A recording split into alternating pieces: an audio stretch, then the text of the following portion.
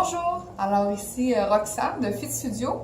Plusieurs personnes avaient des questions à propos de l'équipement de yoga aérien qu'on utilise. Alors, pour y répondre, dans les équipements, on a ce qu'on appelle une daisy chain. Il y a peut-être un nom en français pour ça, mais personne ne va savoir c'est quoi, donc je vais l'utiliser en anglais. On a un mousqueton qui va aller s'accrocher au plafond dans des anneaux qui sont fixés très solidement dans les structures de plafond.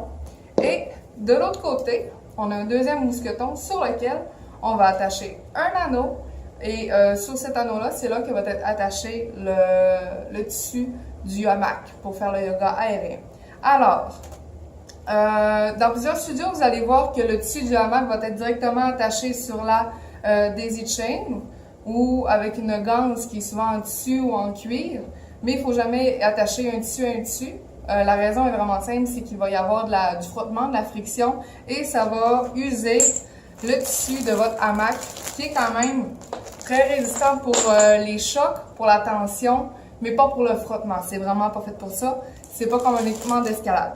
Par contre, nos mousquetons, la daisy chain et les anneaux qu'on utilise, c'est de l'équipement d'escalade qui est aussi utilisé dans le cirque. C'est pour ça qu'on utilise ça. Vous allez voir dans certains studios aussi, pour économiser de l'argent, au lieu d'acheter un anneau en métal ou ce qu'on appelle une poire, ils vont l'attacher directement sur le mousqueton et ça, il faut éviter de faire ça parce que, comme j'ai vu dans certains studios, si le tissu est attaché sur le mousqueton, ça prend beaucoup de place et des fois, la porte n'ouvre plus, donc on ne peut plus l'ajuster. Des fois, la porte du mousqueton va se fermer sur le tissu, donc ça brise ou ça use prématurément le tissu, ce qui rend dangereux.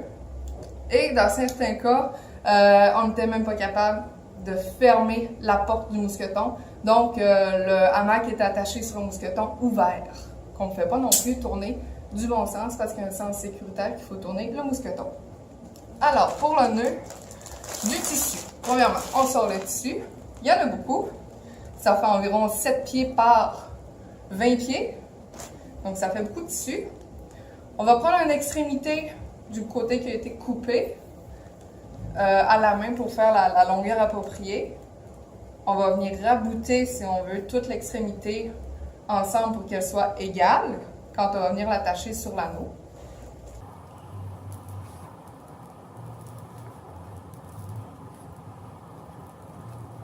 Une fois qu'on a toute l'extrémité ensemble, on vient se faire un moton ou un ruban. On va se prendre une distance d'un bras. On va venir mettre, j'ai perdu mes anneaux, ici, un anneau.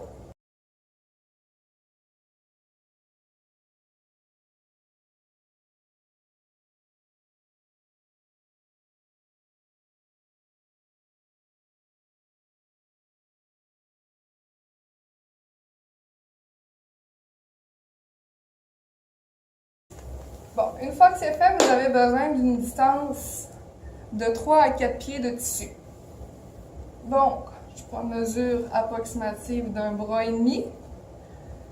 Et ce que je vais faire, donc si vous faites de l'escalade, vous pouvez faire un nœud en 8 double, c'est le plus sécuritaire, mais avec un bon morceau de tissu, c'est quand même assez compliqué à faire. Sinon, si vous faites des bracelets ou du macramé, le nœud qui s'appelle la demi-clé, vous pouvez en faire 2 inversés et ça va vous donner votre attache. Sinon, ce que je vous recommande, c'est de venir passer votre bras à l'intérieur. On passe le tissu par-dessus et on le garde loin de soi. Ensuite, on vient chercher l'anneau et on le fait passer avec le bras. Ensuite, on vient ouvrir l'ouverture de voile en dessous de l'anneau pour venir chercher l'excédent de tissu et le faire rentrer à l'intérieur. On veut un excédent de tissu de minimum 2 pieds. La raison est qu'on va le serrer à la main, mais avec le poids du corps, ça va serrer beaucoup plus.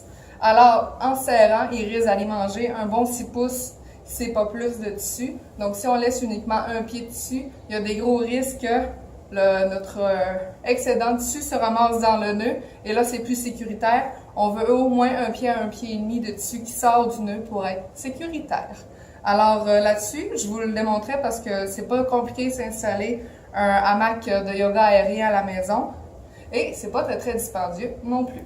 Alors le nœud, on le serre et quand on va l'accrocher sur notre mousqueton, Donc là, j'ai mon mousqueton qui va au plafond, mon mousqueton qui vient attacher mon anneau.